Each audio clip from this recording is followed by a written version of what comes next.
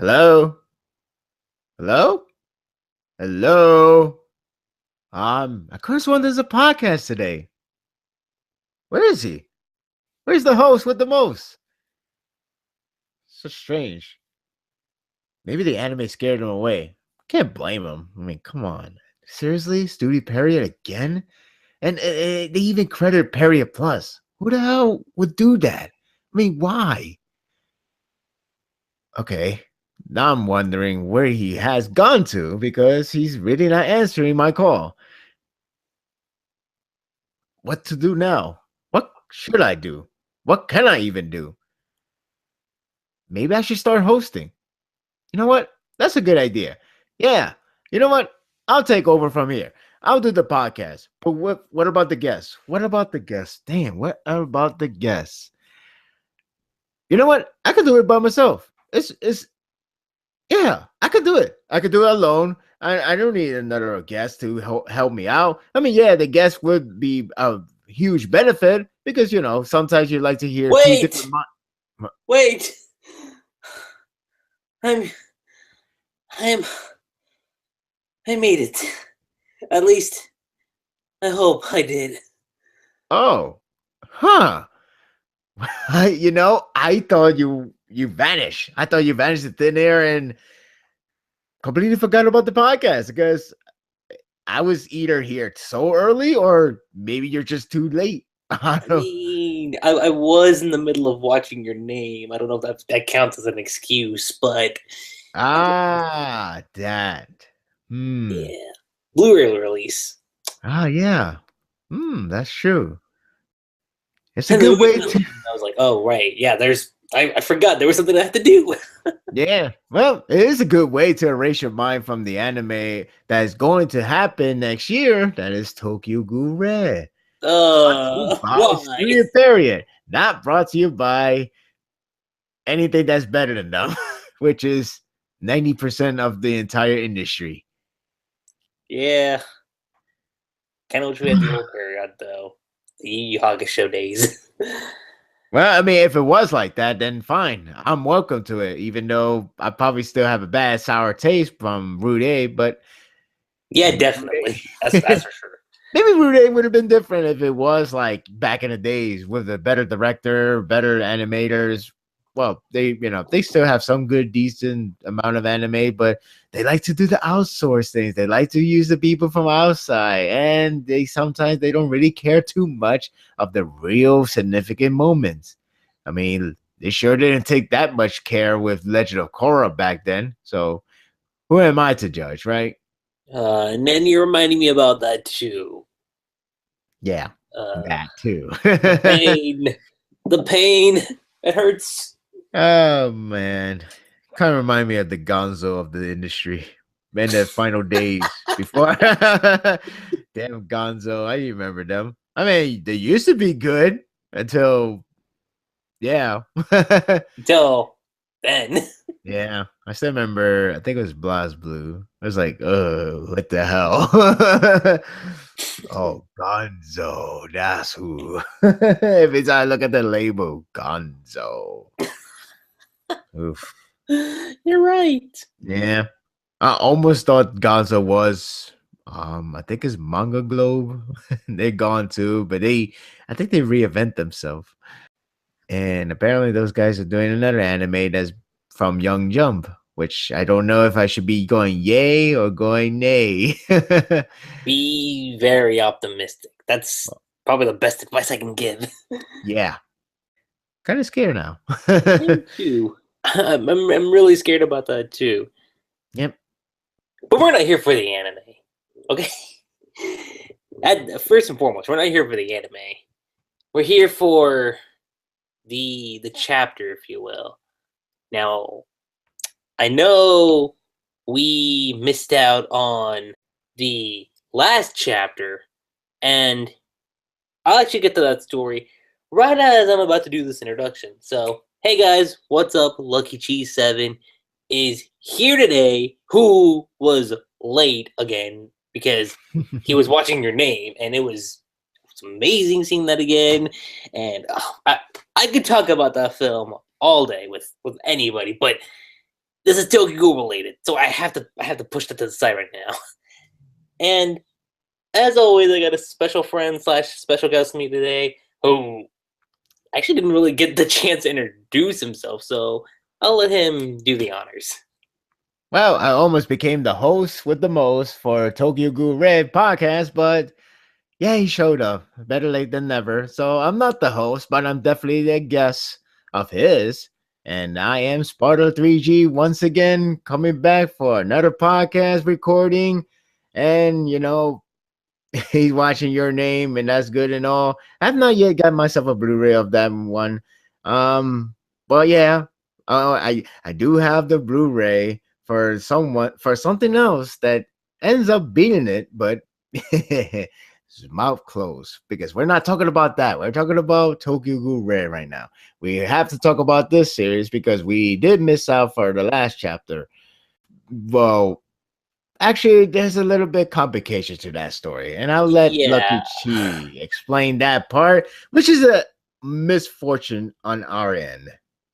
definitely. Like the sad thing is, guys, we actually did have a podcast recorded for the last chapter, but I don't know what happened. Like something occurred like while I was in the middle of editing, and also like when I was exporting the video, and it would only like export like a certain amount, not the whole thing. And by the time I was trying to get it finished, like I didn't have that much time left. So unfortunately, I had to scrap it, and it sucks because that podcast was great. It was amazing. And if I remember correctly, this only happened one other time, but this was like a long time ago, a very very long time ago. So I'm hoping, at least for this one, the same mistake doesn't occur. Does remind me of my time when I used to do podcasts only in my channel. Um, I remember recording like almost nearly 2 hours, but it has like a lot of discussion with the anime news stuff, breaking news one, and the 3 series I review from that prior week. I forgot which series. I think one of them was Seven Deadly Sins, and it was like 2 hours long. So I was like done, and then I about to do the editings before I could post it into the web, and all of a sudden it was like corrupted. The sound was very jarring. It was like very not blurry, but it has a lot of really Like, bad was there like a lot of frequencies, static involved? staticking. Yeah, it was like such a horrible mess, and I was so upset. And I was like, damn, I was about to meet it to the deadline, and the deadline was like like it was that same day, but I have to get it done before it. And I guess I'm too much into my code. But like, oh, every Tuesday and Friday there'd be a new podcast, and I messed up on that day, and I'm like so upset about it. So I do understand what Lucky Chi has to go through with that podcast of last week, and it's really unfortunate for him to have to experience the same thing I did, or more or less. But the point is the fact that you recorded such a good episode and you have a corrupted file, it just destroys your momentum. It Exactly. sucks. It sucks. It really But does suck. yeah, but even so, it's best to just like going forward and just like keep your mind straight and just like don't stress out so badly because that one episode couldn't make it through, and it does suck. It does suck, but you should not be stopped by it. You should not be like broken by it. Like you don't want to think about like I don't want to do podcasts anymore because of that one moment. And sometimes I kind of have that feeling back then many times, but like I always gonna think myself, I'm just gonna push forward. I'm just going to do the next one and explain what happened beforehand. So at least we're still doing the podcast, and we don't know what's going to happen in the end, but we are going to do our best to make sure this episode gets posted. Yeah, we can only hope for the best, guys. We can only hope for the best. Mm-hmm. And, with that being said, I think it's time that we at least jump into 147 and just see where things have gone. And basically, Well, because I know a lot of you guys want to talk about 140, and we're gonna get there a lot sooner because I know that's the main topic. So to talk about what happened in 147, it was basically the big aftermath of what went down in like the past couple chapters. You have the centipede, if you will, the centipede Cogne wrapped around the building, and you got like reactions from everybody. The CCG, from Psycho, from from a couple construction workers who one of their heads gets decapitated. Yoriko and Takeyomi are fine; they're getting away. Nishiki and Banjo, they reunited with Hinami, with Toga, with Misa. Shu reunited with Chiyori. Basically, Kaneki at this particular point is within the Cogne. At least that's what it seems like it is, because his body, from what I could gather, isn't where we last saw him in 144, if I remember correctly. And yeah, like that's kind of what the chapter actually went down to, with of course things ending up with Marty coming in, just being a complete badass with getting shit together. I mean, that was great. That was actually really great to see. But you know what made it a whole lot better? Not only Psycho getting the Uri and like coming up with something, but Marty is talking to Scarecrow, and he has a specialist in mind. And the thing is, Sparda3g actually had made a prediction on this, like during the scrapped podcast that we did, and I remember thinking that it was Amon, and I know specifically that Sparda said that it was Kano, and I actually, the more I thought about it, the more that actually kind of made more sense. So I was like, all right, I see it being Kano, but that's kind of where the chapter ended, and I know I'm kind of like throwing a lot of things that happened within the chapter, and like kind of like not in a rushed phase, but just kind of like, again, just kind of getting to the point. And honestly, like 147 was a great chapter. I would even argue maybe even amazing. I mean, that's kind of just all I have to say for 147. But what about you, Sparda? And I know I'm missing out on some points, so if in case I missed anything, go ahead and correct me on some things. Well, you got in summary wise, you got everything down pack. I mean, like, I don't think you're missing any of the real key. Well, like when you go down to breakdown, like in very depth, I guess you would say you were missing like some key moment. I guess the most notable one to me personally would be the Toka reaction, or more like how she's feeling deep inside. You can't tell from the outside. I mean, you could tell from the outside, but it is more the inside that really counts the most, especially where she's like, that right there, that dragon outside, that's Kaneki. And Nishiki was like, what are you talking about? That thing? Kaneki? Come on, this ain't time for joking and stuff like that. And it's like, yes, that is Kaneki. But my initial thought was gonna be like, maybe it's gonna be like how like a lot of series, like when you make the person, when you see the person's actual face color, whatever you want to call it, you would see them crying, bawling into tears. But Toka wasn't like that, because she's like a strong-willed woman, and she always has been. But you can still tell that she's really torn inside. Definitely. Yeah, it was like perfect fit for her character, but it's such a powerful way to show us like, shit, this is real bad. Like, this is like the worst case scenario for anybody. And yeah. Again, you cover pretty much everything. Yeah, it's more of an in-depth emotions, in-depth reaction of these characters. CCG is more like have to deal with Godzilla and what they're gonna do about it. Like, they feel like they're in a panic mode. They feel like they have no chance to win. It's like Godzilla. It's like a giant monster film.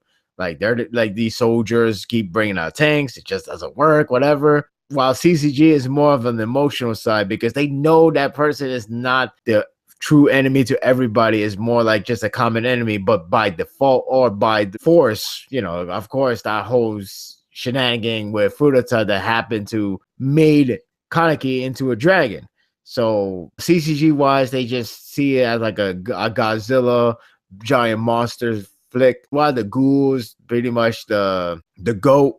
they're the one that's seeing him as like a sympathetic, tragic character being in play. And like you got Shu reaction.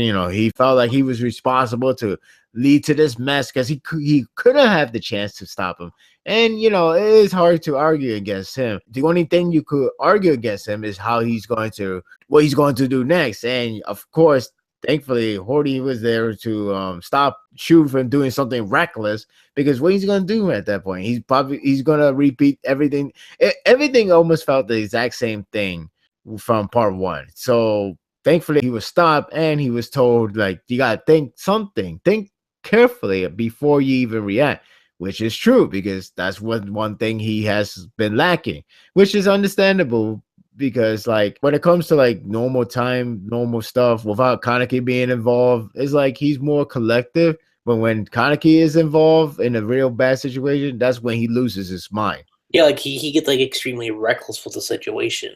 Right, and that's his obsession. That's coming down to his fault. If we go to the next chapter soon, it does seems to hint that he's being more collective about it, even still doing his signature style of reacting insanely. But I guess we get to that next. Bottom line is, yeah, the chapter is pretty much like more of a reactions, but it's really in depth. It's really some of the powerful stuff, some of the sad part, some of the eerie vibe. Like some characters seems like they hinted they're going to die here. Some characters are like hinting that this, like, I don't know, like it seems like maybe Kaneki would not come back to them. It's hard to say. It's still hard to find out how exactly this is going to be solved by the time the series ends, or more of this part ends. Yeah, it's a lot of more of a mystery still revolving around Dragon or Kaneki. Definitely, man. Definitely. Mm-hmm. I mean, it only gets crazy because, like, especially like what happened with the latest chapter that we got, because right off the bat, we're in a flashback territory, obviously, to kind of like what happened from Suzu's point of view, and we have him thinking about Mr. Shinohara. Once everything ends, you'll definitely again like ... Then we get the chapter title. Surprise! Surprise! We actually have like a legit chapter title. Like it's not like just one or colons or a or no title. Whatever message Ishida's trying to showcase. The chapter title is "Where is the Stone?" Like I didn't do it during my live reaction, but when I was rereading it, I was like, well, hold on, what is the chapter referring to? Like because I'll say like the last few chapters, like 143 had no title, 144 had a, and then 145 was title, 46 was colon, and then 47 was 1. So I'm kind of wondering, and actually, this is like Sparda had actually pointed this out to me before we had done, before we started the stream. But because if I remember correctly, you mentioned that maybe it's like 1, and like it's like in bullet point form. I could be wrong about that, but I think that's what you'd mentioned. Well, if we're talking about behind before the recording, yes, I did mention that wise. Last week, when we did the recording, I didn't think it was gonna be like a bullet point wise. I thought it was gonna be like a title, one something king. I don't know, whatever. 1 hour, I don't know, something. I don't know, 1 eye king. I thought it was gonna be like that, to be honest. But now maybe I'm thinking maybe I'm thinking more like I'm thinking it could be a bullet point now. Like, okay, a title. One, where is the stone? Maybe the next chapter will be 2. Maybe another where question, maybe a different W, maybe the how question, or maybe just be entirely a different statement. Or maybe it's just another question, but said differently. I don't know. I'm just suggesting that because we still have like 5 more chapters before the volume ends. I think so, because if I remember correctly, the volume starts with 145, right? So we're on the 5th chapter. So yeah, I would say we have at least 5 chapters. Let's see, 145, 146, 147. Maybe 6 or 7, like at the longest. Because I do remember, I don't know if it was the last volume. No, yeah, it was the last volume. Because I know the last volume was 12 chapters. So maybe this could be the same treatment, or it could just be 10. It could be. Let's see. If it's the same length, if it's the same total count, which is 10, this is the 4th chapter then. Is it the fourth?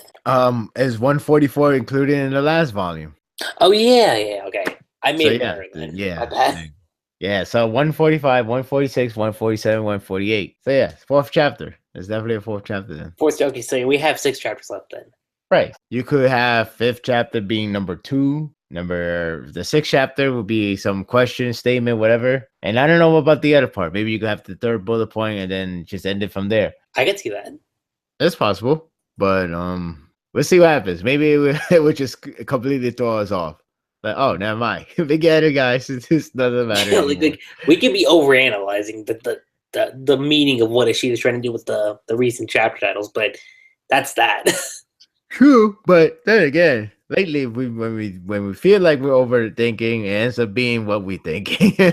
What he's thinking. I mean, it ends up being the case. It's like, oh, okay, we're in the money. The fact that I predicted that Scarecrow was gonna go to Udi, that was a wild prediction I threw. True. But yeah. So going past the title, we see everyone's reaction over there.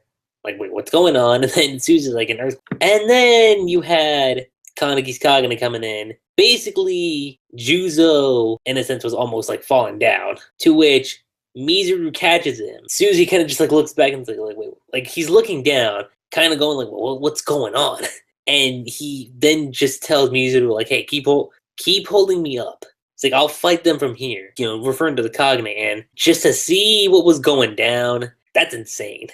But I'm not really that surprised when it comes to Susie, because he would try to do something like that. But still. He's doing the Castlevania tactics. If you want to fight them, just use your rope and it will go through the floor. And then wait for the enemies. Like, okay, I'm going to start whipping from this airborne. Here we go. And took out one. That would take me another 3 minutes. But yeah, it's crazy because, like, geez, you pretty much going down is like, it's like some imagination form of saying like, oh, you go down, you go to hell. That's pretty much what you see right there. That's a good interpretation. Yeah, it's crazy. Like these Kaganes, this grotesque, the way how you just see his men getting killed and him just hanging out, like, you know, literally. Now he's gonna take out from the airborne, and they go to the actual timeline, the current timeline, and you can see how effective it was. Pretty much, he's okay, injured, but no loss, no limb loss, no just basically trying to recover from right. Funny, he got saved. Funny that he got saved by his own men, who happens to have a novel. Once again, she does continue to push this character. I'm not sure where he's going to go with them, but at least we know. At least. Yeah, at least we know. But, interesting. Wonder where's Humby, though? What happened to Humby? I think he's being treated, though. I think he went ahead of them. I'm assuming that's the case. I think you're right. I think he is being treated right now. Yeah. I think. I could be wrong about that, but time will be the teller of that. Well, maybe we'll probably find out next chapter. Well, actually, I think the next chapter might be pretty busy with some content they most likely going to go over. So, yeah, we cut back to present tense, and Susie mentions that the thing was born underground. And you see him just like holding his hands together, like, I should have finished him up, thinking about Kaneki. And he even mentions, like, look, I'll take full responsibility of this. I will see it finished. And this is like referring to everyone, I guess CCG, but more so like with his squad is who he's talking to. Which, I mean, to see Susie in this state, still crazy. Mm-hmm. Well, if we go back to the last fight they had, it was like, according to them, the mission was to actually take Kaneki alive, like not a hostage, but pretty much capture him alive. So if you go with that idea, that approach, then you would just say, like, if that was really the case all this time, at the very least, he had an excuse not to kill Kaneki. So even though he said he was going to kill him, but the idea is like, we need him captured alive, even though the true intention behind it was to make him dragon by forcefully have him consume the entire Orgai crew. But yeah, that's a different story. Point is, because if that capture him alive idea comes in, he has an excuse to not to kill him. Now the situation got way, way, way worse than ever before. Now it's pretty much he pretty what's that impression I'm looking for? He has ropes ties behind his back or something like that. I'm bad at like his hands tied behind his back. Thank you. Sorry. See, I'm bad at that. As soon as you mentioned rope, I was like, okay. Yeah. What I'm trying to say is that now he has to really gotta kill him because he witnessed firsthand that everybody was getting slaughtered by Kaneki. This Kaneki that he remembers, Sasaki to be more exact, the person he really admired is no longer there. Now he really has to end him. He's gonna see through it by pretty much, if you go by the timeline that the doctors say, which is gonna be said later on, he will have enough time to recover and fight him again. So, for those of you guys disappointed that we didn't get to see the whole full fight with Kaneki versus Suzuya, rematch. Rematch. That's a Godzilla versus a human. Suzuya probably gets slaughtered. Well, yeah, it should be unless they want to unless the Ishida intention is to piss people off again. I know. It's like I'd be like Ishida, you're asking for the first. Well, what you did before was okay, but if you do it twice, pitchforks are gonna rise even higher than before.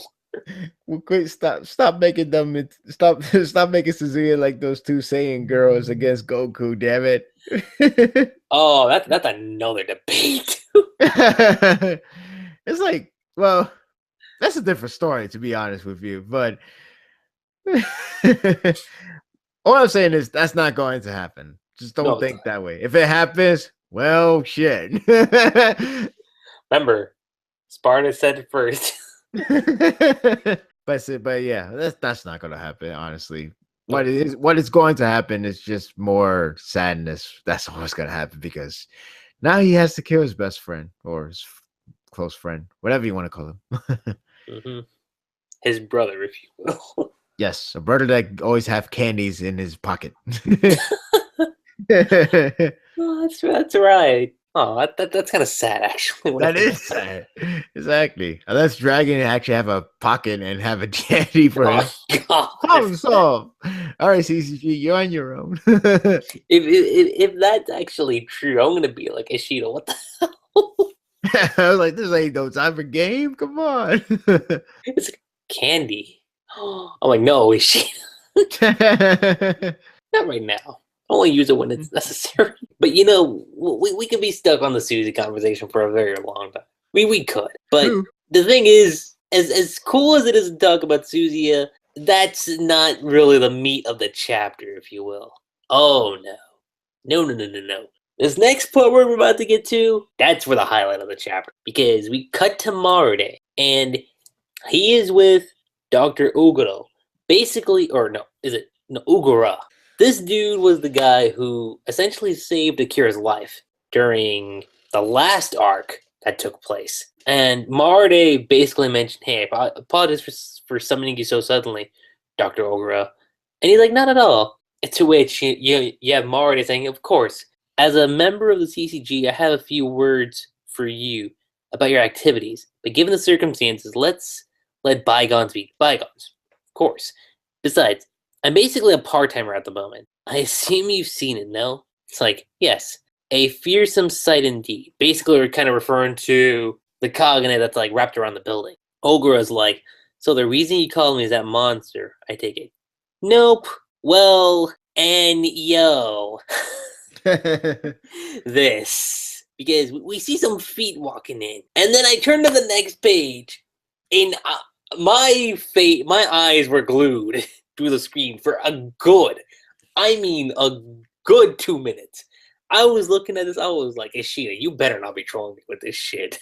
You better not be trolling me with this shit, because Hideyoshi Nagachika in the flesh, not through the stupid notebook, it's actually him in the flesh. And oh my god, he actually looks a little bit better than I thought he was going to look, to be honest. I mean, I don't. What was your reaction, Sparta?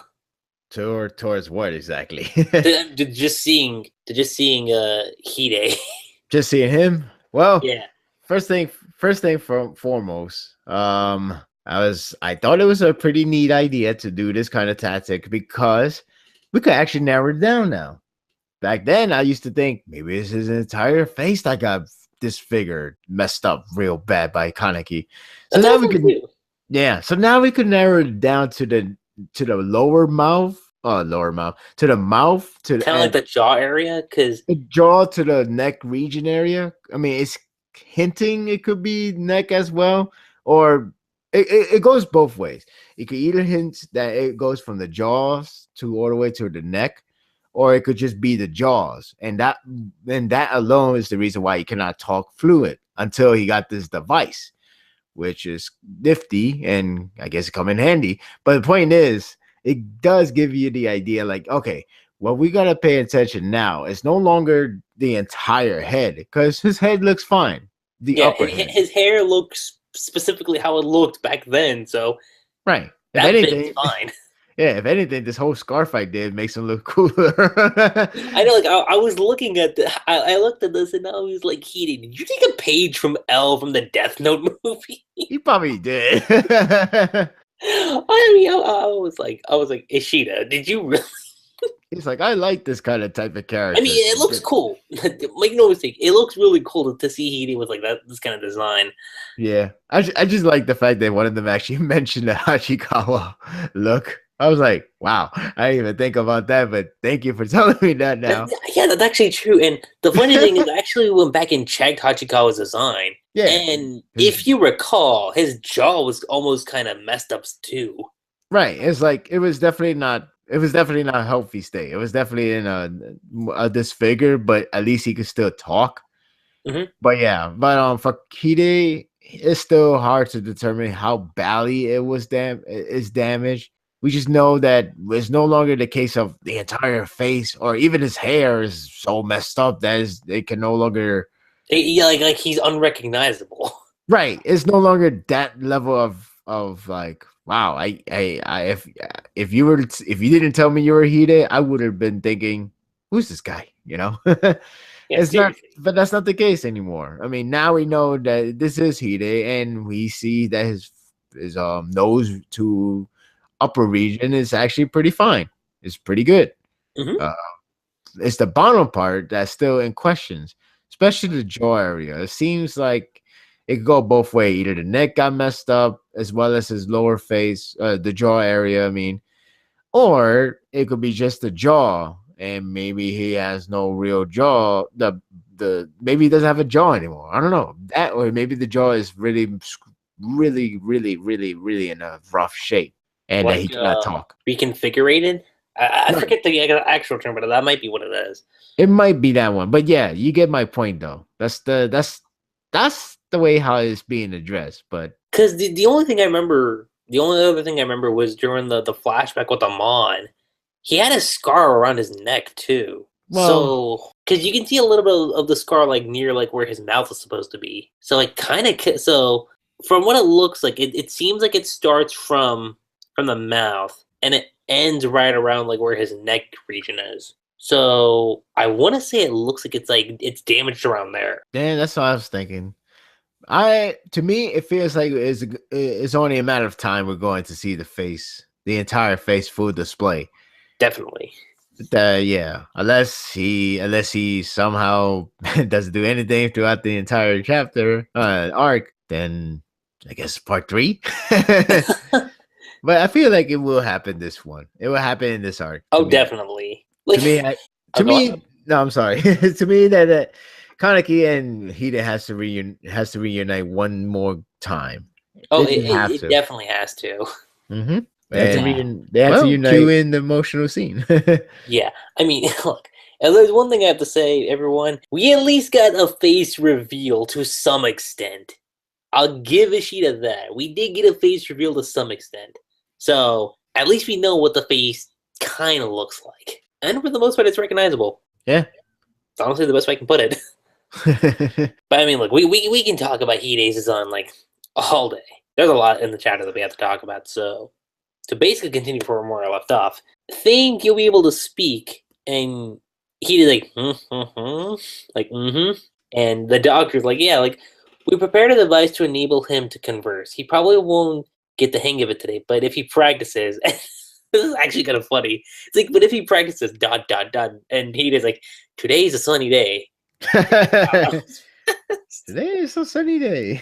I know. I was reading. I'm like, wow, Hide, you actually adapted pretty quickly. Yes, if only I was adapted to life in Rude, but apparently I'm dead forever there.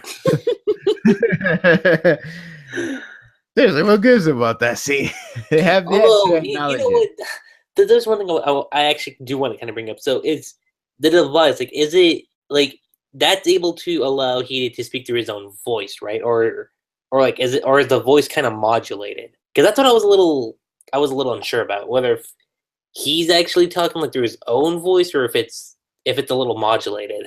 Well, I didn't want to bring up the real life situation, but I think it's like maybe it might be like, those raspy sounding. Like I don't want to bring a real life thing, so what I'm trying to compare is to like one of those cases of like either you get a throat cancer or the case you smoke so much that you really cannot speak anymore. You have to use that device that speaks through it. They pretty much have that. It's not exactly the same, of course not, but it's similar in terms of how to not solve the problem, but more like just hinder the problem, I guess you could say. And you just Right. have like that voice box. It will take a while, even though he did it pretty good already. So he's good I to know, go. right? I'm like, that was quick. Yeah, so he's good to go already. But my point is, maybe it'd be like more of like those machinery. I don't think it could be his voice, but like more than that, like that robotic sounding. Not like not the very cliche robot sound, but like very It's like today's a sunny day. yeah, well, it's not like that. Like because if you look at the word bubbles, it's not like the normal roundish shaped word bubbles. It's more like those case of like you're hearing somebody talking, and that somebody is like either a very empty shell that's just made for storage or something else. That's actually true. I didn't notice that until now. Well, yeah, I mean that's how I see it, at least. Yeah, I mean, the word bubbles do look a little bit different, so that could be something. Yeah. But yeah, like even Mar at a point though, like yeah, well, you can't blame him. Writing down everything's annoying.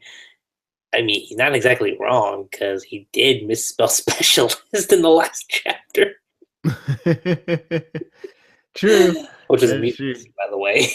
And he's like, yeah, you look a hell of a lot better too. Got that Hachikawa look that, again, Sparta mentioned. And thus, Hide asks, I want to ask you about Kano. So, from the scrapped podcast that unfortunately you guys won't be able to see, Sparta was right. Specialist was Kana. So, round of applause. Yay! I was actually wrong for once. Shit. Well,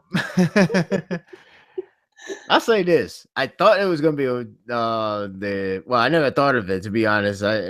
My first thought was Kanu, first and foremost. But when the chapter begins, I was like, oh yeah, that guy too. That guy fits the bills as well from the Great Wheel. But they use him as a source to get the Kanu, which does allow for some backstory. Because that's actually something he mentions up because he's like, you're an acquaintance of his from college.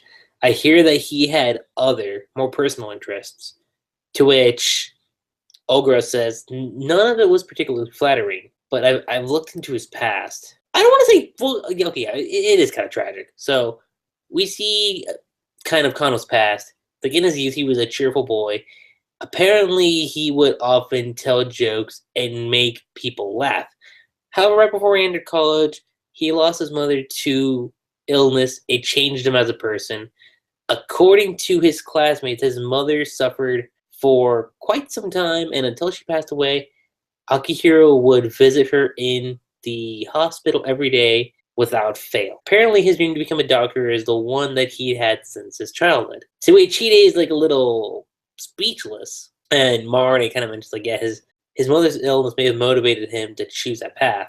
And Hide goes on to say, so he wanted to use the power of the ghoul in medicine, but then Marde brings up, if that were the case, he'd come to the CCG, to, again, which Hide says, after all, though the seeds for this were sown by him, this is a perfect chance to get others in his debt and progress his research. Don't forget how meticulous of a person he is, and yet he's nowhere to be seen. And again, you have Marde who brings up perhaps he's already finished it. And he did, like, which means ... the grave site. We see, I'm going to assume that's Kano walking, just like walking towards the grave. It's a trap. What? It's a trap.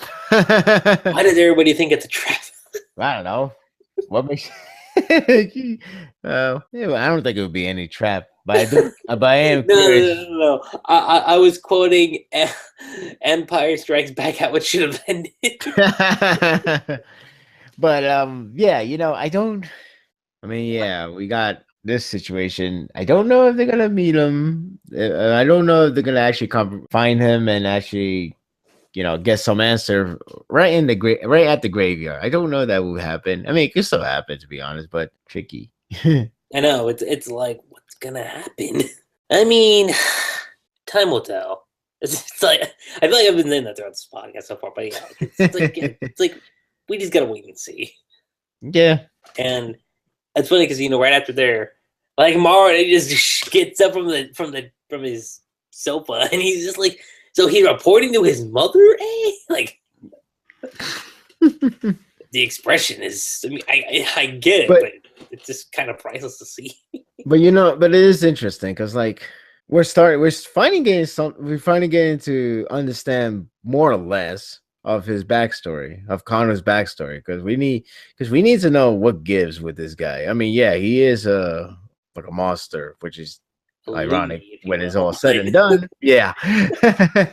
But when it's all said and done, he has a lot of mysterious aura behind him, and somehow he managed to survive all these skirmish, all these mayhem, and he somehow still survived without any love he has for his mother. That's why he's able to survive.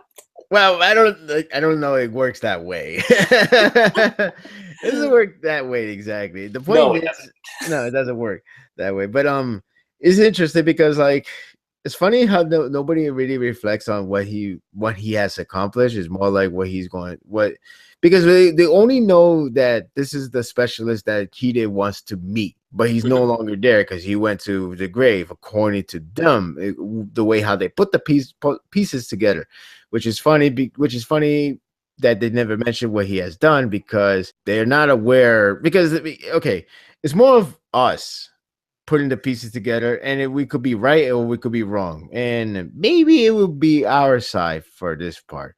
And what I'm saying is that with the fact that Kano and the mom has some connection to this motivation, to his reason why he decided to research on ghouls, and guess somewhere down the line he became way over fascinated that he really torment every single people in there, the lab, because he has no chills, I guess you could call it that. But my point is that nobody knows his accomplishment, or nobody knows what he has been doing or has done. So therefore, if we the audience could put the pieces together, we could debate and say maybe Kanu is going there to make a report saying, like, don't worry, Mom, I'm getting closer to find a way to revive you. You know what I mean? They don't know about that because they don't know. They don't know that he could revive people, more or less, even if it's done by ghoulification, whatever you want to say it. I mean, I guess you could say it like that. It's funny because like, again, if you put the pieces of puzzles, you could kind of see that could be the case. Again, it's up to us to figure out this theory, and if it comes true, whoopee. If it doesn't come true, well, worth a shot. It's like the Toka's mom situation. Like, is Toka's mom Yomo's sister? Because of that similarity in that flashback. Hey, look at the bug. Oh, it's disgusting. You're no fun, Remember how that was the thing? And they end up being right? That's true. That's actually true.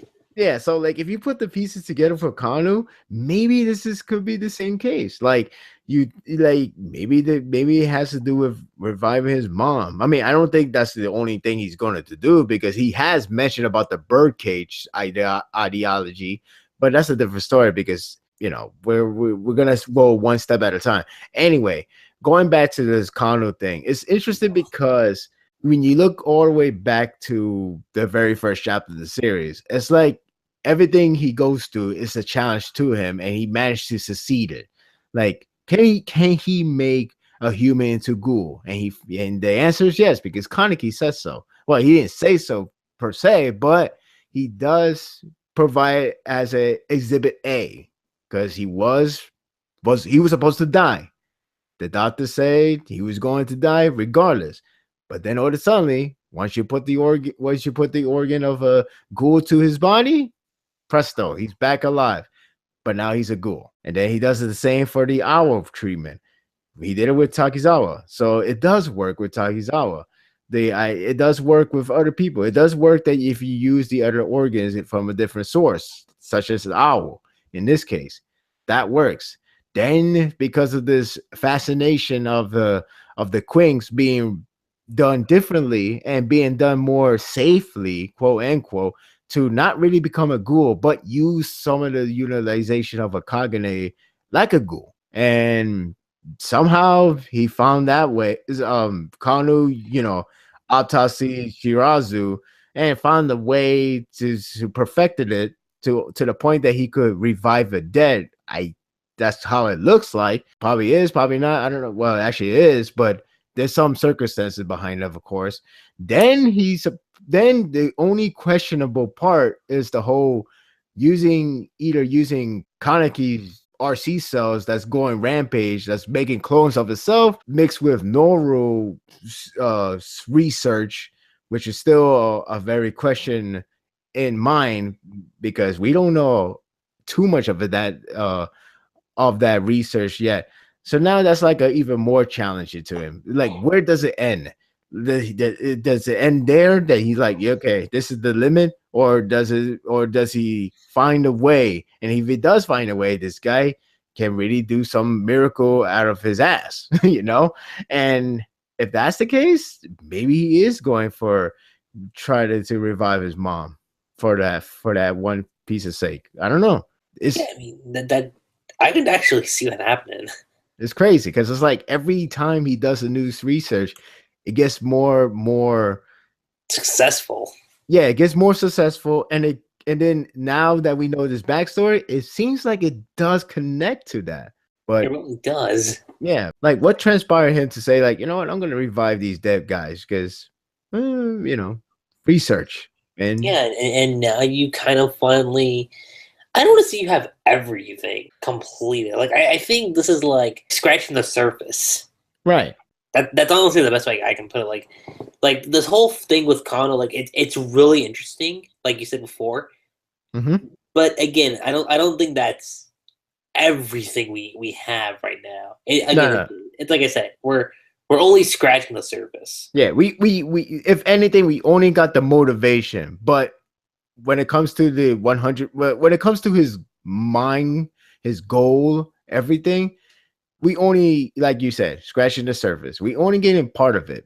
That's not going to be the only of it. And remember, nobody knows Kanu outside, like very few people, like Corona, excuse me, Kaneki, and I guess Eto, but she's not around right now, and Furuta, but Furuta is not around either. So you got two characters that's not around. You got Kaneki, who's being the dragon right now, and Corona's not even around too. So that's the one. Well, there's one other person. Who? And we've only seen them once, but Kimi. And we still don't know why she's there. Exactly. I know. We still haven't seen her yet. in terms of after that questionable scene, but that's it. Yeah. We still haven't yet seen maybe her. She knows something. I know some people some people said some made a theory saying like maybe she joined him because she found out that he could revive the dead. So maybe she wants him to revive her parents. I could see that. Again, like like if you put the pieces That together, that and does make sense when you look at it from that perspective.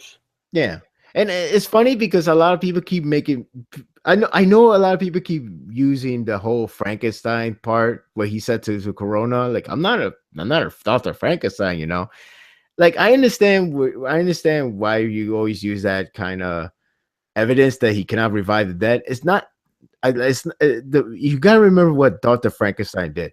He he created life, yes, but the way how he does it, the way the procedure works, that's what he really meant. Meaning, like, okay, I'm gonna create a body for your sister. So let's see. I found something that could replace an arm. I found something that could replace the livers, the spines, the bones, and all that stuff. Boom, presto. Now I'm just gonna use your sister, and there you go. It's your sister new body. That's how Dr. Frankenstein. Dr. Frankenstein literally made life from the scratch, from the very beginning, with different Exactly. crazy method. But that's what he meant. Now, if you have a body, if you have a brain, you have everything you need there. That's not much. That's not as much as Dr. Frankenstein.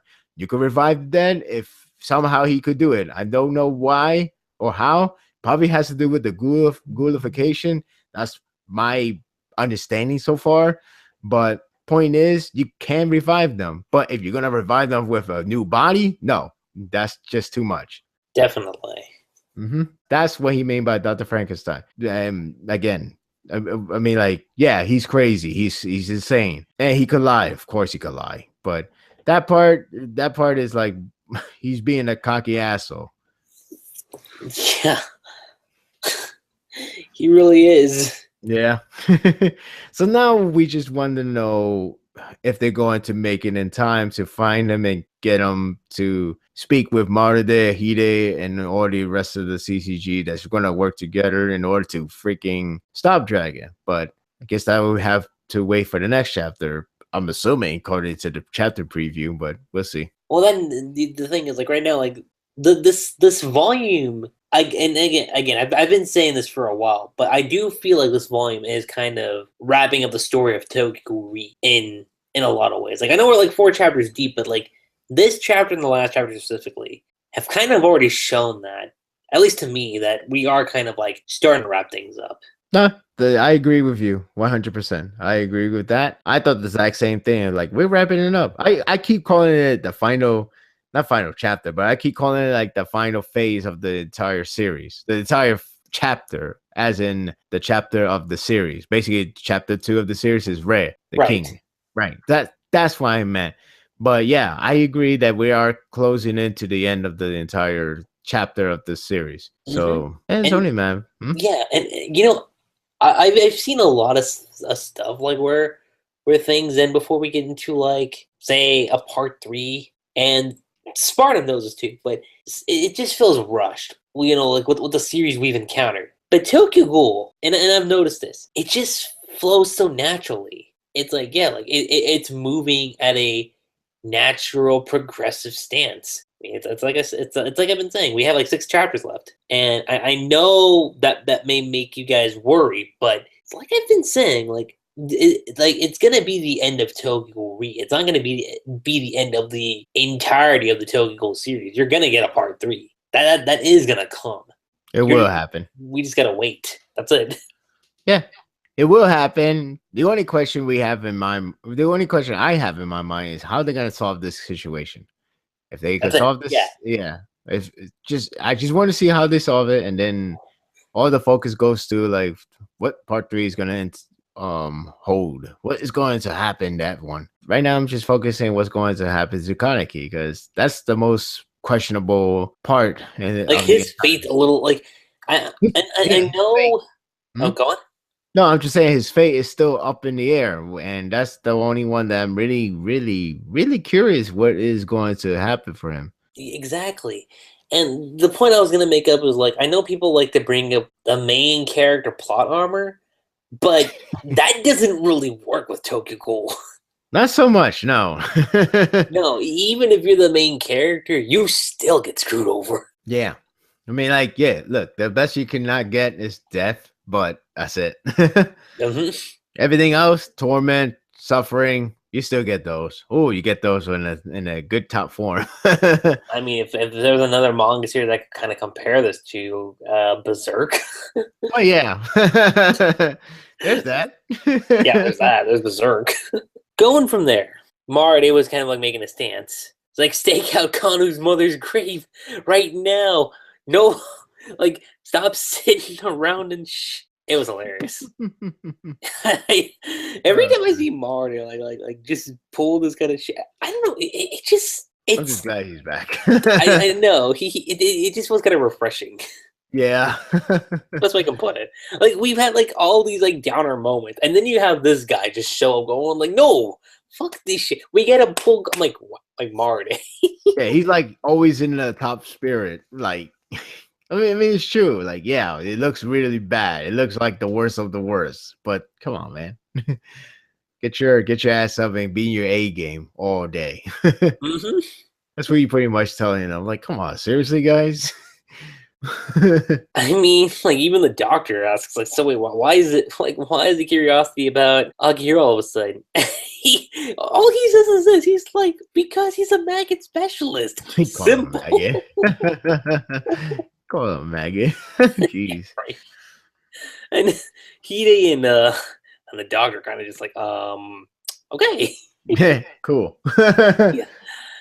And then we cut to, again, it rains falling from the sky. Hide is walking. We see these two characters with umbrella. Pick the absolute perfect time to make your comeback, huh, Nagachika?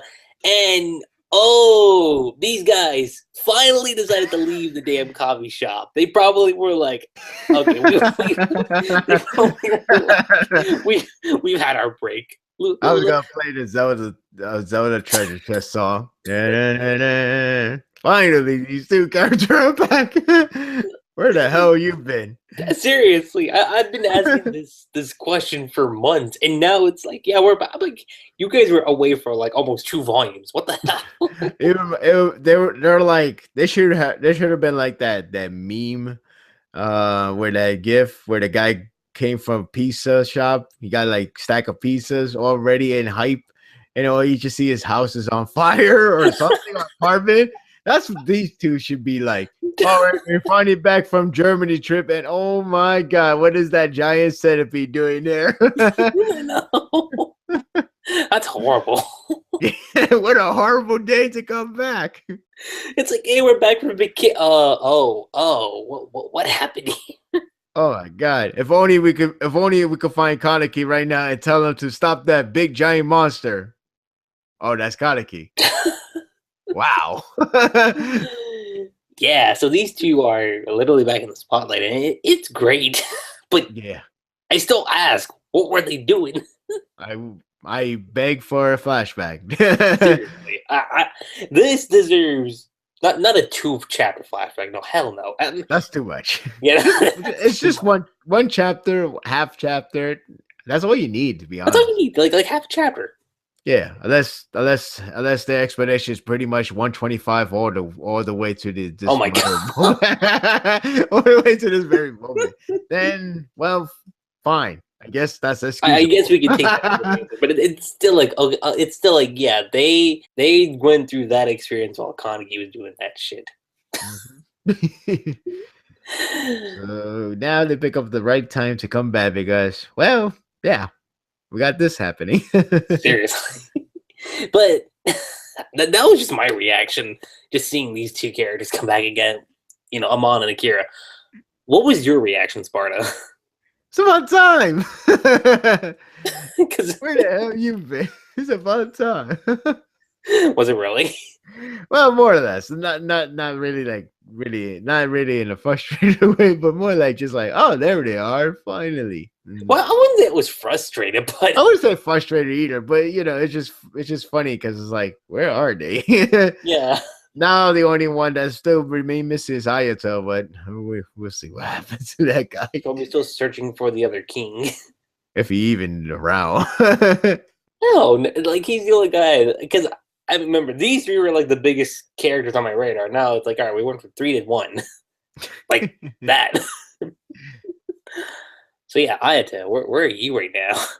Like the gang's almost here. You're the only one that's like left.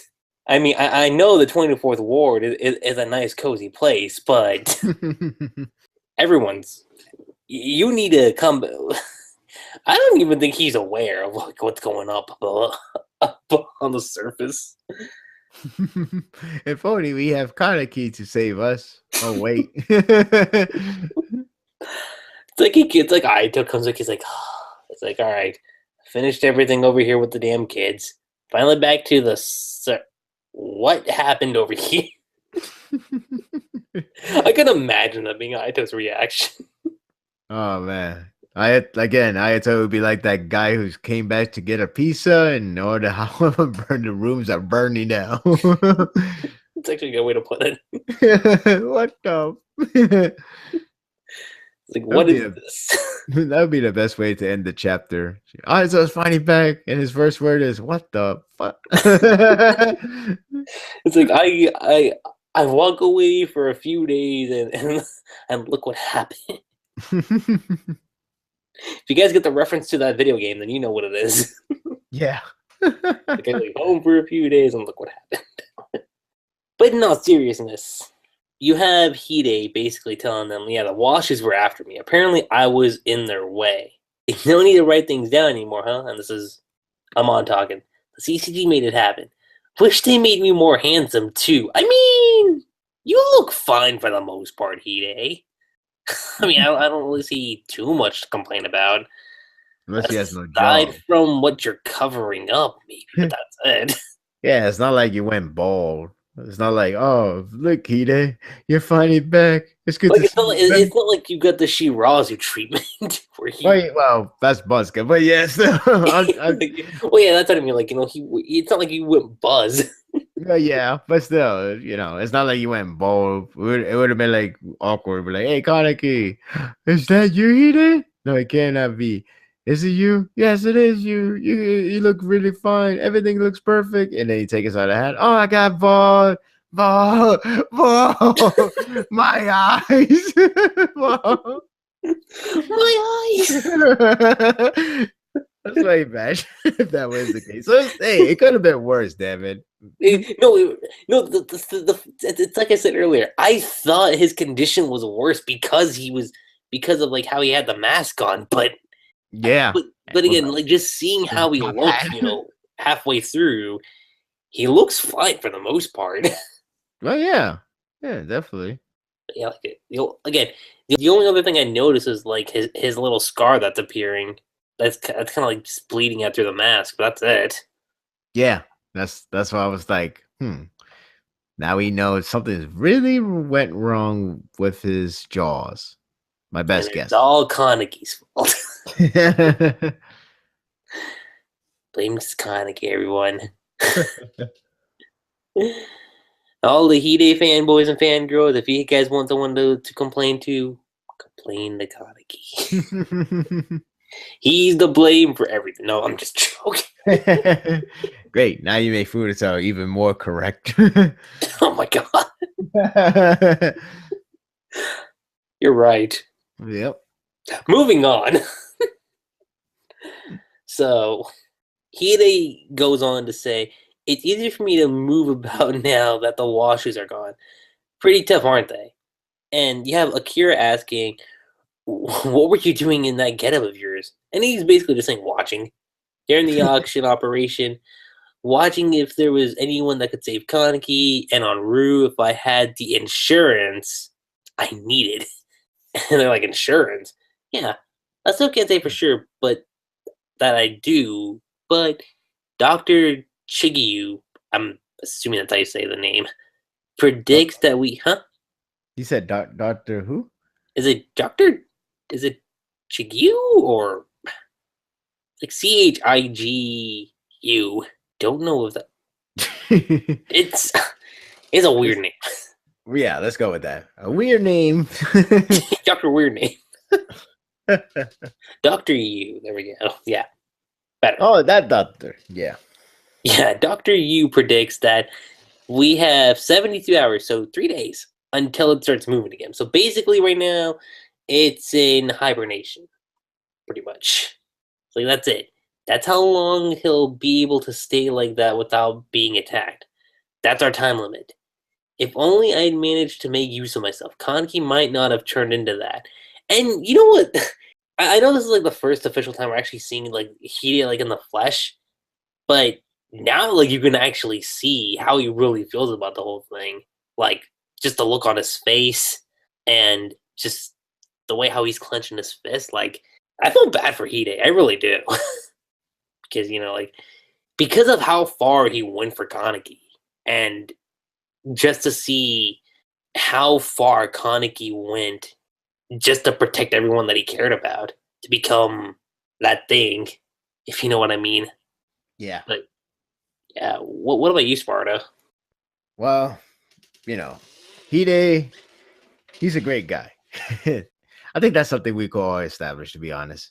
Yes. Like this guy is just like the best friend that anybody wishes to have, Like we like all the way through and through. And it's funny, I understand this is odd theory about him being the villain and all that stuff, but let's discard that for now.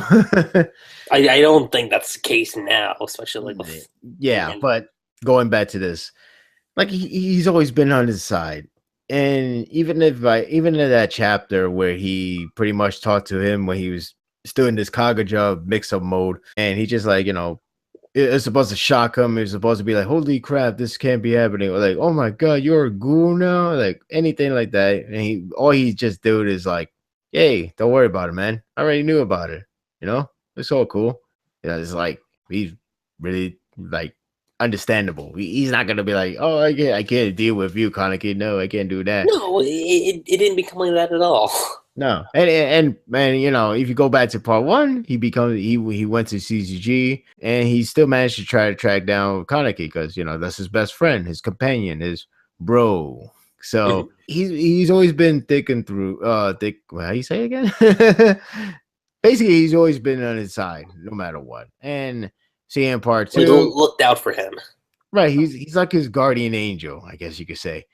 And going to Red Part 2, whatever you want to call it, even if he don't show himself until now, like only half of his face, and or the fact he doesn't become one of the prominent characters of the series, it still has left a meaningful part of element of between their friendship because he dressed up as Scarecrow, and it was pretty noticeable in the auction raid arc that he was like he tampered with the switch in order to have a speaker loud enough for anybody to come and hear say Kaneki's voice, yeah, and that's how Amy was able to get to him in time. Right. So he's always have his back on his side. And then this chapter, they pretty much elevate that even further because it's like, yeah, now I think about it, he always been on his side since part one. He like, he knew he was a ghoul. He went to CCG to track him down to see if he's all right. Everything about it. It's not like he wants to be left It's not behind. like he forgot about Kaneki like after that point. Yeah, because it's funny because like how Kaneki starts to ignore Hide for his sake, but Hide didn't want to be brushed aside because he understands that he has a lot of problems on his mind, especially the fact he just turned to a ghoul. Now he has to be the enemy of the entire race of human. So you just see him always backing him up. Then in Red, he's backing him up as Scarecrow. So he's like it's like a Batman sort of way.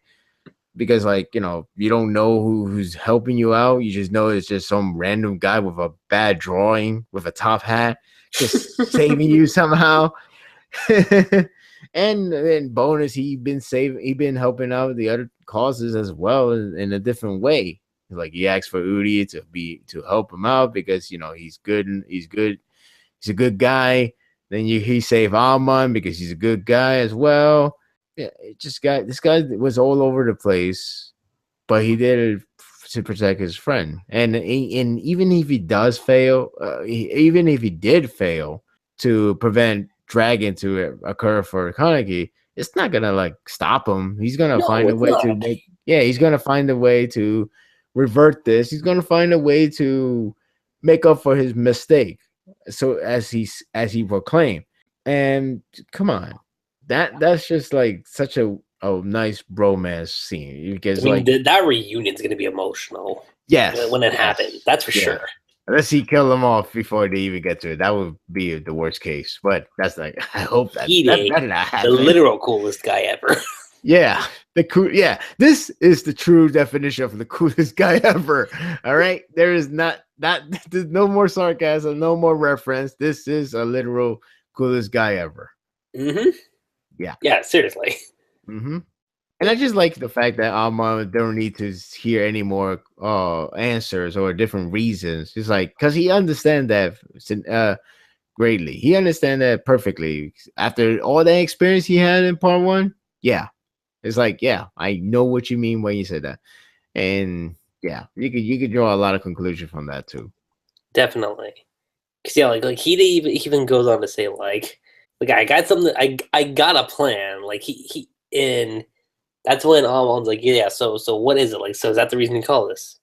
And Akira like kind of makes this joke like, yeah, I have an idea, but my dad will probably scold me on the other side. Imagine Omake Omake of it. He probably gonna score me on the other side. Oh, you're damn right I am. I could so totally see. I mean, even Amon it's just like, yeah, that definitely. Your dad would kill you. Say yeah. Hmm. But then he gets serious. He even asks like Nagachika, like, why are you willing to go this far for Ken Kaneki? And he asks why. And okay, I Oh boy. know this has caused a controversy. I know what I'm about to say next is going to cause like a big has caused a controversy for Hide's character. And Hide just straight up says because I love him. And I know the context a lot of people took this into.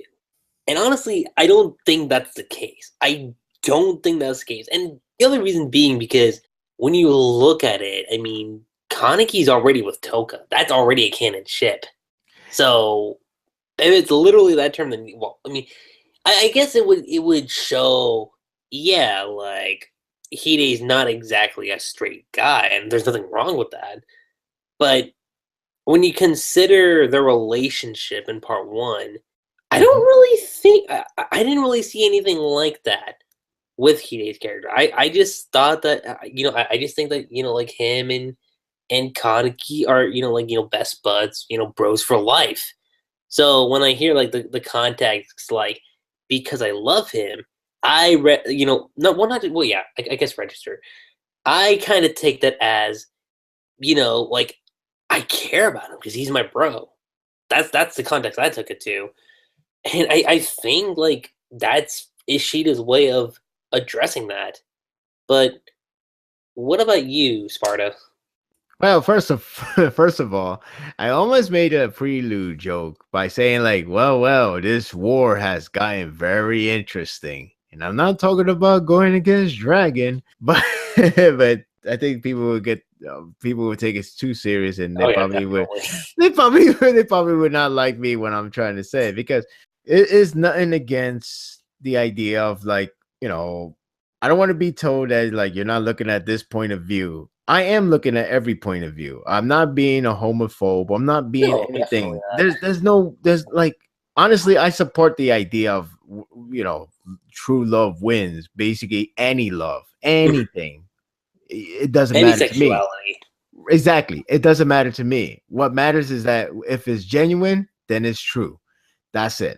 So going back with this one now, look if it does somehow goes to the romantic side, good, fine, that's cool. But even though it won't make too much sense in this type of content, especially with the whole Toka marriage and everything, that it's like if you're planning to try to make Hide the villain by saying like, oh, I'm gonna break off this relationship, even though that's a stupid storyline to do. It really would be if that's what she. It will ruin a I lot of. don't think that he's gonna do that. He's not doing that. He's not crazy enough to do that. If he's doing that, what exactly is the purpose behind it? Like There'd be what? no point to it. There's no point to it. There is no point to it. The point should remain of how their relationship as best friend, bros for life, bromance to the core, whatever it is, that's the main thing. That's the main key. It's like I guess I have no choice. Think as Naruto, right? You got Naruto, the character.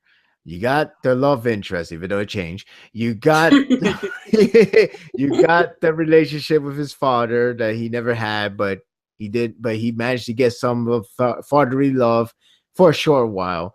You get the grandfather love, which is Jiraiya, his master. You get, the father figure, which is Iruka, and you get the best friend, even though it's Very baffling. questionable at best. Yes, but the point is everybody get their focus. And when it comes to bromance or cismance, is there cismance? Okay. Point is, when it comes to those type of like not really lovers, but definitely more than friends. Not more than friends, but less than lovers. I think that's the way they say it. I think that's the correct way to phrase it. Right. We have those, and they often said this in anime because anime loves to either bait people or just love to to make it to the full extent that it's like they're not lovers, but we like to pull this stunt to make it seem like the maybe is a little bit too much there, but there's a limit to it at times. Sometimes they go overboard, sometimes they hit the limit, and it's like, and sometimes they purposely do it for the bait wise. Like, oh my god, they're about to do it. And it's like, well, this series, these guys are just like, they're just best friends. But if they go further than that, cool. But if that's not the intention at all, then that's just the way it is. Exactly. Yeah, like they can still do that to people that has relationship with another person, guy or girl, whatever. It doesn't really matter. Point is, they can still do that, and they can still pull the bait regardless. So, like Naruto, the ending already, but yet why you have this bromance that seems like they're more than like friends, almost near to the romance side. But that's just because that's how some series tends to do. So in this case, it would be Hide and Kaneki. But with Kaneki, this is his legitimate best friend. This is his bromance guy. This is the bro that really helped him out of his slump that he has to deal with his aunt, his mom, in certain extent, and just this is how it is. And to me, that's enough. That's really enough. Like, again, if you have a romance side, I don't know what would be the purpose, because technically the romance side is already done deal with Toka. But again, the only way you could try to do it is just to do some weird insert a storyline of a love triangle that will be asinine, my personal opinion, because it's already done deal. Why would you do that? Yeah, well, what would be the purpose of another like love interest if you already have the ship couple like already canonized? Right. If you will. Exactly. Like, you try to tell me we're gonna do a love triangle. What purpose? Give me a Right. purpose. There won't be a purpose unless I don't know, Toka dies, Kaneki want to go a different direction, whatever. But in terms of right now, that's not what it's aiming for. It's not aiming for that. What it's aiming for is to show you, because you already got the romance side. It's sublime, it's nice, it's tender, it's gentle. Unfortunately, they have bad problems now because they're ghouls, they're being targeted. It sucks for them. But now we're getting to see the bromance size, the best friend size, macho to macho guys.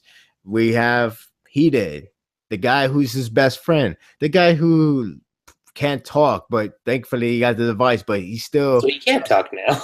He can talk now, but not without some technology in use. Point is, he went through hell too. Whatever happened to him, but he's still able to go out there and try to save his best friend because that's his best friend. He loves him like a brother. He loves him. It's As true. simple as that. That's all I ask for. I don't need anything more than that, to be honest. No, definitely. Yeah, I'm thinking the same way too. Yeah. And besides, somebody translated raw. It does sounds more of a passionate side, basically a platonic. But again, we're not against the idea. We just don't see the purpose of that idea. No, especially like this point in the story, like when you already have like a canon ship. Yeah, it's not like we're that type of guys that like we see like everything goes downhill because of this. Because It's you like, have oh no, this different. happened. No, it's no. It's kind of like how series gets those kind of like baits, those Yuri baits, and then be like, "Oh, this Oh series yeah. sucks. This series sucks." It's like, well, thank you for showing you're homophobic to us. I mean, But then if you do it for the female side, it's a-okay. Like, I know. I'm like double um, standards, people. Double double standards. standards. Same company, no less. What the hell? Seriously. He's like, oh, homophobe. Oh, females, it's fine. Like, Yeah. what? Oh, come on, man. Like, don't seclude one side and say the other one's better. Like, Mm-hmm. if you're admitting one side doesn't make sense, then you should admit the other side doesn't make sense either. Don't be like, oh no, this one doesn't make sense, but this no, like stupid. This is dumb. Yeah. But you know that that also just leaves me more curious as to like what happened that night. Which night? You know, like back in part one, that last scene in part one that we had between Hide and Kaneki. I don't know. Well, Like now, I really want to know like what went down after that. well, definitely Kaneki take a bite where the jaw region. That's definitely happened. True. Yeah. What my actual main curious is not only the part where exactly how much damage that he took out of Hide, but more of How he survived. there you go. That's the thing. Like we still don't know how he survived. Right.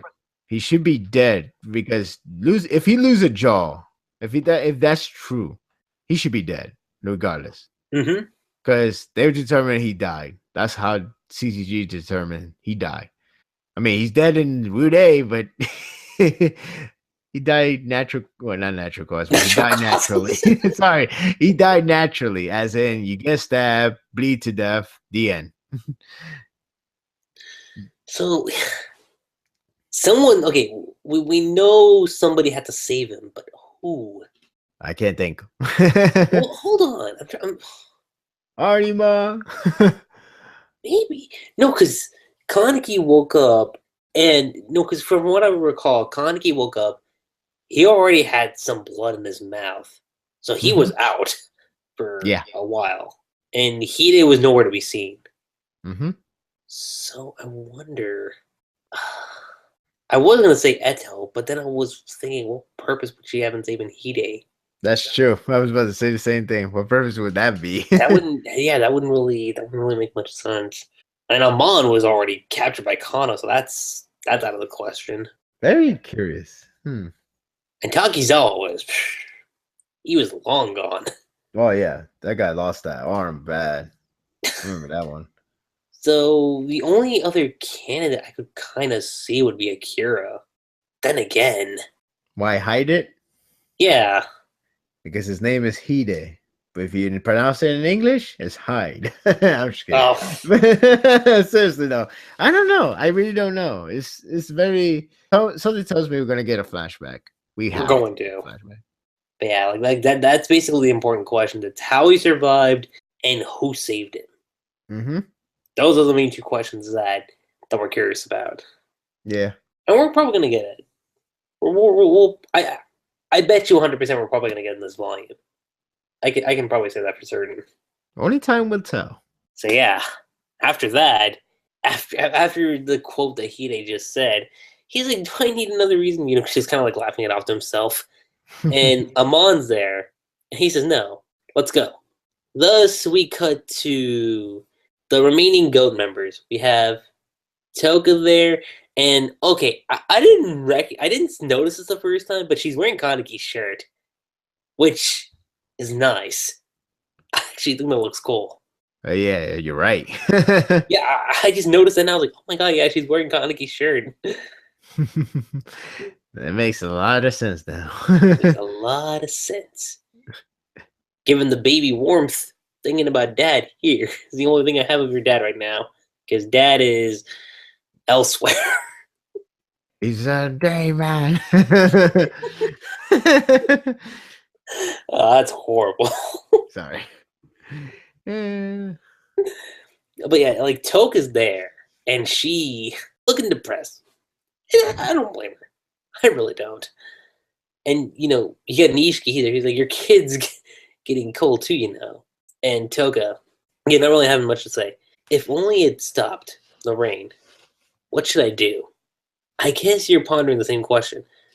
Everyone else here is Toka. Wait, everyone else. it might be a bad translation. Okay, yeah, I was like everyone else. Okay, I think the translation was everyone else is here, Toka. I was like, wait, hold on, that doesn't. Yeah, that's bad. Bad grammar is like probably my best guess. Yeah, because I was like, hold on, translation's off a little bit. Because I remember that. I remember there was like a two Ayato or something like that. It was like, huh? You were like, what? Yeah, I was like, was that redundant? I'm sorry, I'm missing something in that sentence. Yeah, and it's like, what do you mean? It's like that everyone's got their head in their hands right now. That's not that's much solace, but hand, sign. Why do I have to? And then we see basically Yomo and I'm blinking on her name right now. She didn't show up she showed up not that long ago. Itori? Itori, there. Yes, thank you. Itori, this chick. Shu does say her name, just for the record. Oh, yeah. I noticed that now. Yeah. Yeah, Itori. Yeah, she's there with Yomo. So you won. Yomo's not dead. Yay! That. Yay! Thank you, Uto, for once. This guy survived death too many times, but it's okay. I ain't complaining about that. No, it would suck to get crushed by Kagane for an ending. Seriously. Well, that's not the way I imagined to go out, but bye.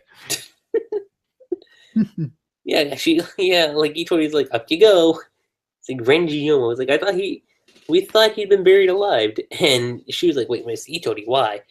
And she basically just says like, well, I mean, Uta just dragged him up here, and Uta just straight up says, with the Mirio mask. Yeah, right. Mirio mask. I mean, come on, guys, that mask looks like Mirio. If it's not that, then that stupid guy from the Fallout game, he has that kind of face going on. The mask, anyway. The damn beady eyes. Yep. Yeah, Uta's just there. And he's basically, well, I mean, he's my friend. Like, is there anything wrong with that? Which, at face value, I'm like, all right, I get it. But then I'm kind of like wondering, because Uta's a bit of a he's a mystery. Still is. It's like you don't really know what he's up to. Mm-hmm. So, again, I get it. But at the same time, like, what's the bigger picture? Yeah. I'm stuck on that one. Yeah, see, that's why I have a hard time to think, because this it's weird, because they established themselves as clowns, and they would continue to do it as so. So it's like, oh, so it's not a secret. What the hell you guys doing? Exactly. I don't get you guys. Like, am I supposed to think you're Asian, double Asian, triple Asian, quadruple Asian? What am I supposed to think right now? Mm-hmm. I can't think. But yeah, definitely Uta is a mystery. He survived. He has gone through 2 tired parts without fighting. Well, he fought, but never to a full effect. Never uses Kagane to a full effect. We don't even know what he could do besides changing the face and reenact them. That's it, though. That's it. But obviously, there's much more. But we're never gonna get to see it because he's just that conniving. Damn it. For part 3, dude, Tokyo Ghoul V. 3. Yes. I'm still going for that title, guys. I'm still going for that title. Sure seems like it built up to that. Yep, definitely. Toga's there, and she's like questioning Yomo, and Itori says, "Oh, if it isn't Toga, he'd become much more womanly." I mean, she's not wrong about that. Definitely not wrong. Nope. I mean, 125 was already a good indication of that. Well, I was referring to looks, but okay. Well, yeah, there's that. Oh man, I was including looks, by the way. Oh goodness. Yeah, good times. Toga just says E20. He's like, what are you and Uta and the others going to do? Same thing we'll always do. Play as clowns as we always have. And here I thought you was gonna say tries to take over the world. But go on. Oh yeah, yeah, world domination. Of course. It's like, but what will the little lambs here do? They've lost their king, and the followers, all these other minor ghouls are like, oh, our king, he's gonna become the big monster king. My king. I'm like, okay, I get you guys. Calm. What?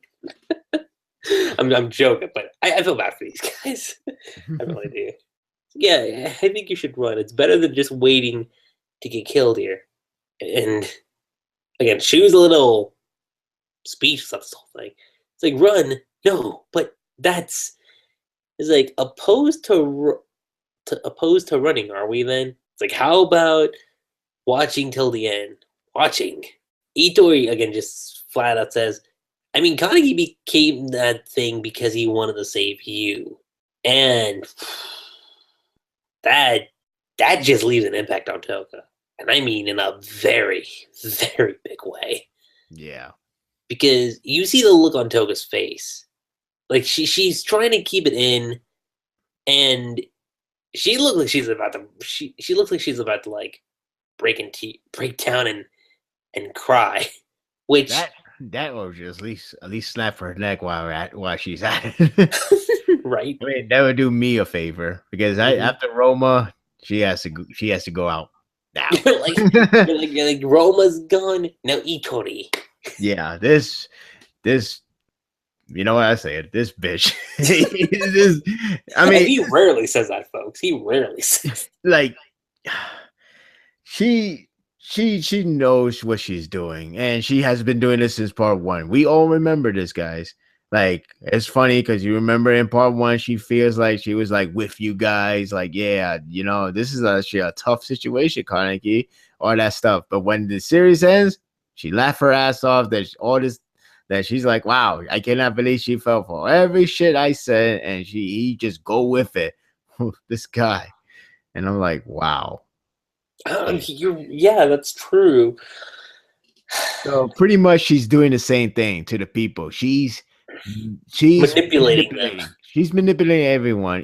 And you know, Toka is not trying to be manipulated, but she doesn't like what she's saying because it has that I wouldn't say it has a truth in there, but it has a way to make it seem like the truth. And that's what scares everyone.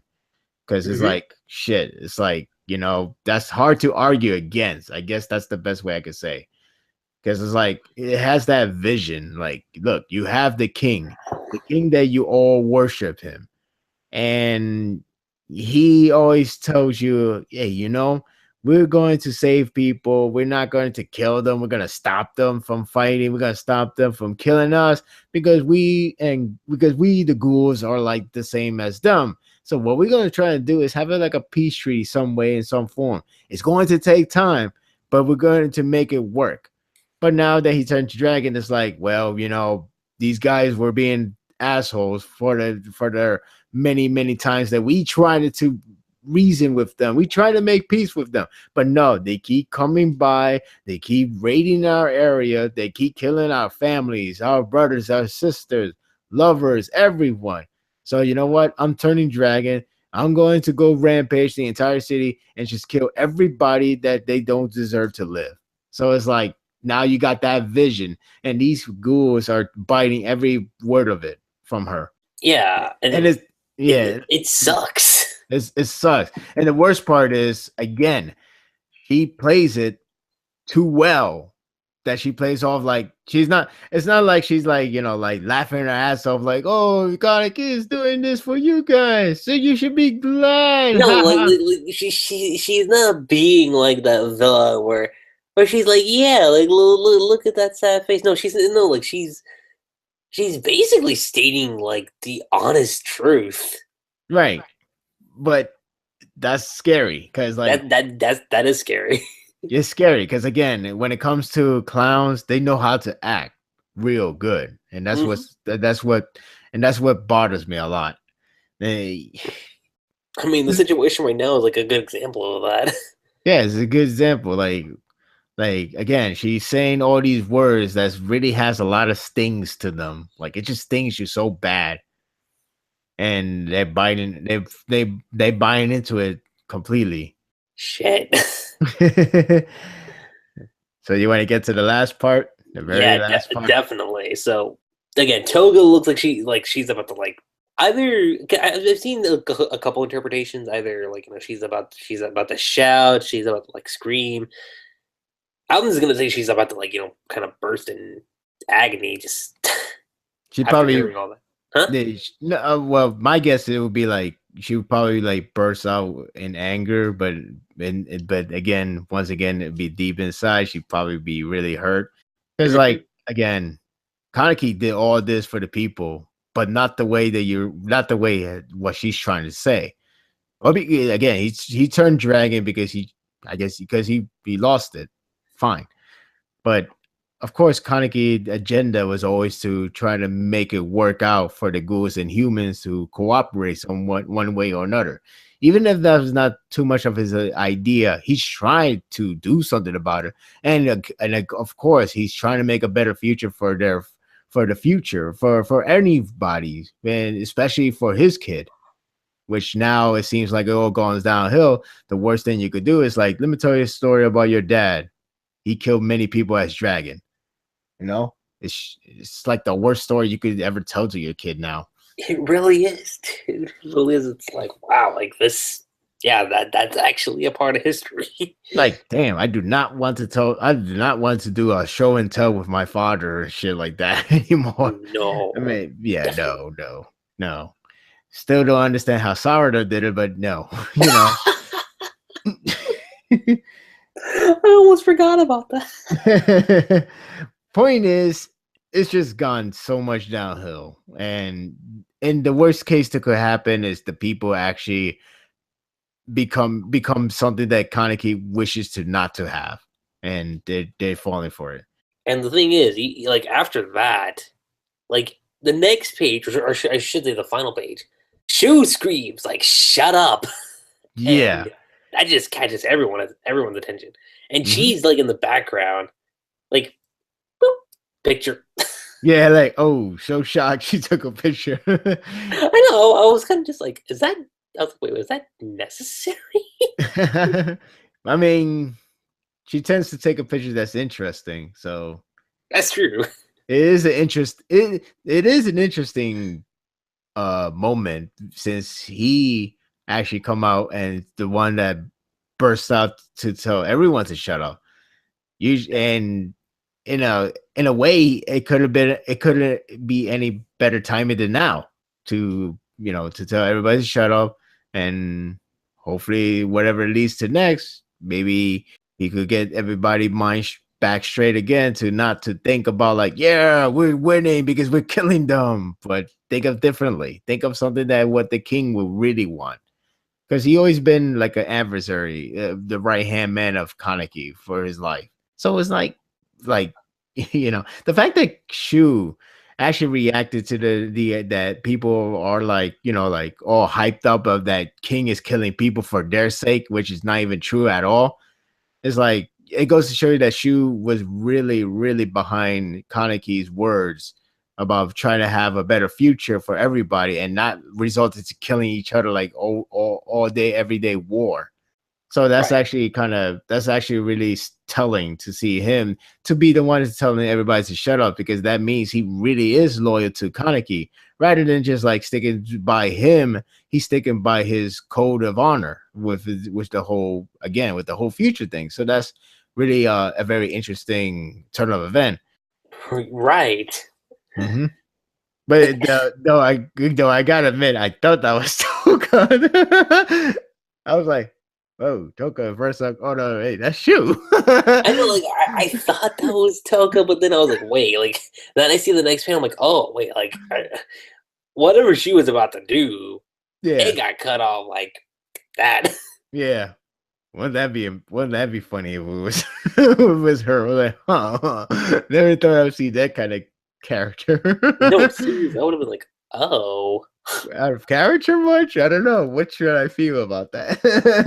I guess okay. I mean, I know, yeah. But yeah, so ended right there. Those are good spots. That's where the chapter ends. Yes. If anything, he should try to kill her and then end the chapter end the next chapter for all our sake. Yay. Then it'd be like, shoot, you became my favorite character again. Yes. We already took out Roma. Yeah. By one of my favorites too. Yeah, right. And unfortunately, we lost Koriyua's dad, but Shit. Huh? Shit. Yeah, no thanks to Forta. Who knows what he's doing right now? He's just chilling. He's just watching he's just literally watching the world burn. Maybe he's chilling at that coffee shop now. He's like, all right, I gotta go. I could have sworn Amon and Akira was there. Oh well, I'll just hang out by myself. Right. Time to read a new issue of a weekly Shonen Jump. Next chapter of Gintama. Once again, it's still the best. Yes. Like last chapter. It'd be funny if they make it some weird segue connection storyline. But like by the time Furita dies, it's like his last word is like, at the very least, I got to read the final chapter. That would be hilarious. That would be. It would be hilarious. And I don't even know how to feel overall. I'll probably just laugh my ass off for it. It's like, wow. So everything entitled, everything all lies to Gintama all this time for Furita. That's good to know. Seriously. It's like even in death, he's a Gintama fan.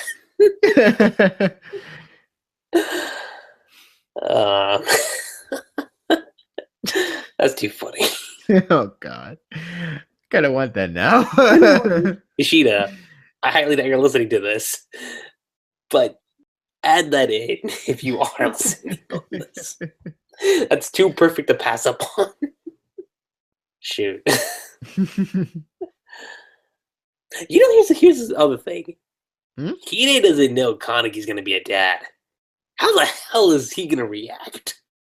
Well, if we go by to the first logic, the logic of like a fan, if we go back to the logic of the romantic side, maybe he will become a villain. He will stab. He would be the twist is he will be the one that killed the child.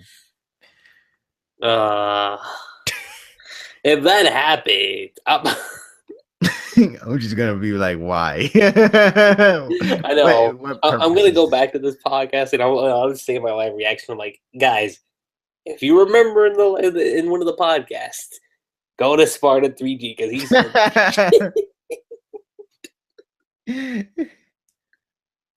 It'll be the Bleach final chapter review all over again. I probably won't get an even split. I'll probably just be solo on the negative side. Oh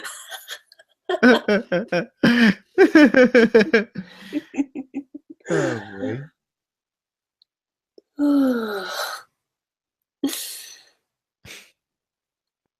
That would be kind of cool. I am curious to know exactly how he's gonna react to that. All right. Well, he should be happy as hell. If anything. He's like, yeah, my best friend's back, and he's a dad. He's a dad, and he's that thing. Oh my God! I cannot wait to tell stories to his child. Yeah, he's like, yeah. Leave the part where I almost wrecked the city. I could just please, imagine that being the case. please put that classified file forever. That's the information I don't want anyone to leak out. Yes, I do not want to be considered the dragon that one that nearly destroyed Tokyo. Please don't tell him that story. Please don't tell Please. her that story. Whatever the child will be, please don't tell that story to my child. Mhm. I can imagine that. I mean, as far as predictions go, what's Hide's plan? Kill Kaneki. I mean, he has something. He does have something in mind. It's just a matter of what he's gonna do. And Well, he do needs you think? Kano first. I'm Well, sorry, yeah, go ahead. there's Kano. Like I know that's gonna be the thing. Here's my thing. Do you think the key to defeating Kaneki, when it comes to Kano, like, do you think it has something to do with like RC suppressants? Because that's kind of what I'm thinking. Well, It it's might possible. have something to do with that. Well, it's possible. I mean, again, Kanu has researched for so long that he probably knows every single part of the ghoul, how they work and how it's been suppressed, how to make them stronger or make them successful from a human side. He has a lot of knowledge. So surely he should have something to say, like, okay, this is how you suppress dragon and and somehow to take down the entire giant Kagane and make it into like defunctional and just have only Kaneki coming back because he's been absorbed by that. Yeah. So that's my best guess, but I don't know. It won't be that simple, but my best guess is there has to be something to do with suppressing if they don't want to kill him, which I obviously think they won't. He did, that is. Other people, well, we don't know. But point is, it has to do something with suppressing this ourselves. At the very least. Yes. And I mean, if there's another solution, I mean, the only other alternative I can come up with is if Ayato finds out something underground. That's it. Because he's been there for a while, and that's the thing. Unless he's living there. He's like, look, the upper city is not that fun. This is where I'm gonna have my vacation, you guys. So long. Yeah, I can imagine that being a thing too. Right. It's like before it is all alone in the coffee shop, man. You should give him company. So it goes back to the coffee shop. Always the coffee shop. If anything, they should they should do it. If anything, Ishida should do the Avenger 1 end credit, very after end credit scene. Oh my god, that'd be hilarious. That would be amazing. That would be the perfect chapter to me. Mm-hmm. I mean, after all, it all lies to the coffee shop. I mean, metaphorically and well, what's the other word? Figuratively. Yeah, I would say spiritually, but I don't think that's the right word. So yeah, metaphorically and figuratively, yeah.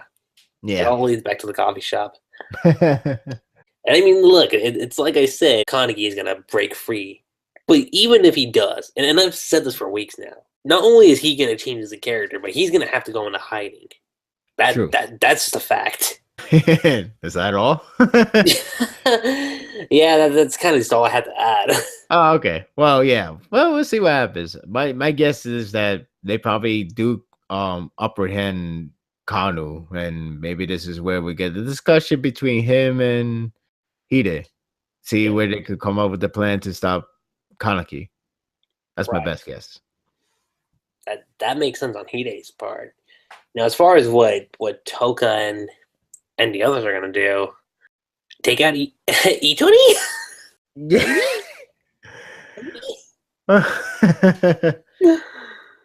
I can only dream. Well, one day at a time. Yeah. But, I mean, aside from that, I think that's pretty much it, unless I'm missing something. 'Cause I think we covered almost everything, right? Yeah, we got it pretty much nailed down. It's including I guess you could call it controversial. I don't know. I wouldn't call it that, to be honest. But it's not I really. wouldn't really call it controversial. No, it's not. It's really not. It's exaggerated from every angle. So Point Definitely. is, you should just care about the fact that they care about each other deeply. That's all you need to That's do. all. Hmm. That's all that matters. And I mean, yeah, like aside from that guy, that's pretty much it. Sparta, it was really great having you on board again, doing again another Tokyo Ghoul podcast. Like Oh, as always.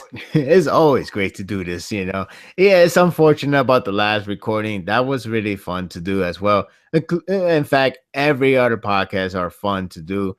I just wish that last one was broadcasted, but you Yeah. know, posted, uploaded. But you know, things happens, and it's something that we have to experience once in a while. It sucks, but it just happens. But Yeah, you hey, just gotta at accept it. least yeah, but at least we still managed to keep going, and we still managed to make another podcast in a week prior, and still have a fun time to discuss. And it's always good to do something. Always, man, always. Yeah, exactly. It's always just to do. It's always great to do podcasts. Always great to discuss the series we like. It's always great to share different opinions, same opinions, whatever. It's always been a fun thing. So yeah, I'm always glad to be part of it. Thanks. That really means a lot. Yeah. Thanks. Yeah, you're welcome, I think. That being said, guys, that's pretty much it. I'm Lucky G7, Sparta3g. and we'll catch you guys next time. Peace.